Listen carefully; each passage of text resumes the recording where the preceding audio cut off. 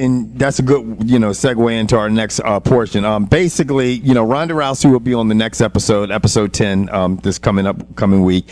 But the big news is that basically she's going to be, when George, you saying he submarined him, it's basically because she's going to be the next tough coach with whoever wins the fight between Miesha Tate and Kat Zingano. But now there's been further news and developments that basically says they're going to be tryouts for not only men in the bantamweight division but also women in the bantamweight division. They got to be living in different houses, right? There's no way you're going to have dudes.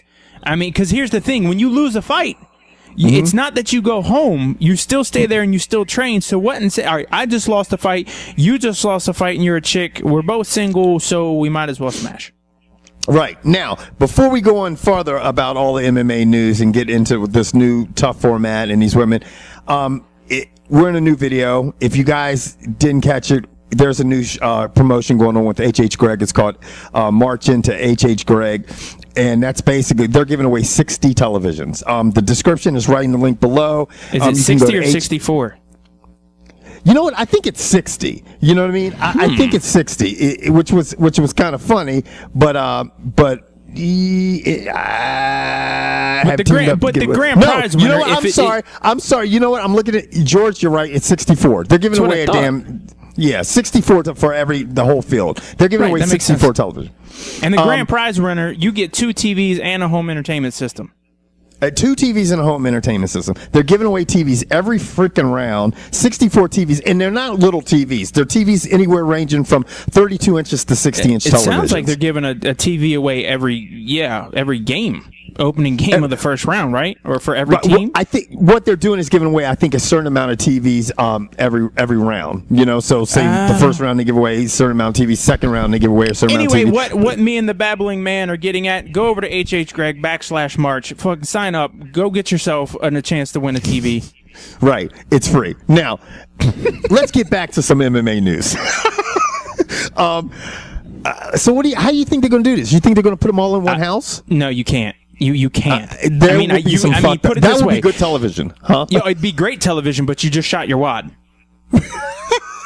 What I mean by that is from a production standpoint, look, let's face it, up until this season, in my opinion, the Ultimate Fighter had hit its... It is what it is. You couldn't change it. You couldn't make it better. They changed up their production. They went back to taped fights. They try to get you more involved about the fighter, more information about the fighter, try to make it more humanistic and all this other happy horse shit. So my thing is, if you come out and throw all your cards on the table and put the guys and the girls in the same house at the same time, you don't give yourself an opportunity to do something different the next show if this doesn't work out. Yeah, that's a good point. Now, I will say this about this season. It was funny. The ratings are good right now. The ratings for this season, and there's a lot of reasons. I mean, obviously, having John Jones sitting up, opposite of Chael Sonnen, everybody was definitely anxious to see. Of course. Chael Sonnen's going to promote the shit. But another thing is fucking everybody getting wind of Uriah Hall flooring that fucking guy. People got excited about it because you saw some good fight. It helped. And then Ronda Rousey poking her head in. They've been good about marketing. So the rates, but the rates have been up because of that. But like you said, you make a good point. Like, okay, if this next, I don't think it will fail, George. To be honest with you, because I think getting women involved in a tough house is. I've said it all along. I think that shit's genius. Yeah, I'm not saying that it'll fail. My thing is just if you put guys and girls in the house right now, you can't change it up, and then that's what you're stuck with. Like, and I'm not saying stuck with, but from here on out, it's going to be guys and girls in the same house. To me, so split it up. Move them apart, and then you can fall back on that or to switch it up. Like, maybe the ratings will do good on the first 2 episodes, and they're like, oh, cool, it's the Ultimate Fighter again. Right, I follow you. But if you put the guys and the girls in the house on the next season, then maybe it brings people back and goes, oh, shit, here we go. But it wouldn't surprise me if Dana just pushes all in, puts the guys and the girls in the same house. Right. That's a good point. Yeah, and it's going to be a complete fucking shit show. Yeah, it could be a complete shit show. It could actually be something that Vivid Entertainment wants to get involved in. Yeah, could be. Because let's face it, I mean, you have to be fucking off in the dome to begin with to get into this sport.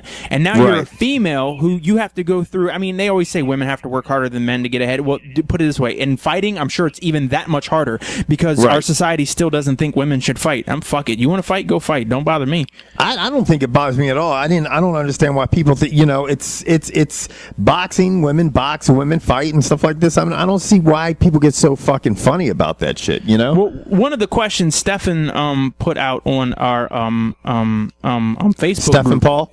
Yeah, he said, what's the worst fight you've ever seen? And obviously I was the only one who was being serious because everyone else named like Ultimate Fighter and UFC this, UFC that. I said the worst fight I've ever seen was 2 girls in high school. And everyone else was playing around picking, UFC fights. I'm going to tell you what.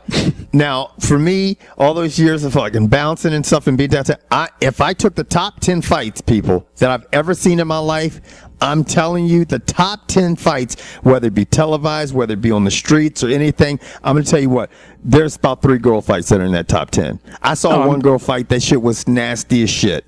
They were trying to kill each other. Yeah, bitches don't care because they get them fucking nasty-ass claws out and they start scratching at each other and going for eyeballs and tearing at weaves. Oh, hell, tearing out weaves. She wrapped the girl's hair up into a knot so fast and was like, yeah, she was killing her, Shorty. It was unbelievable. I'm like, this girl's got skills, Shorty. She should be going out for the tough house, the bantamweight. But she might be.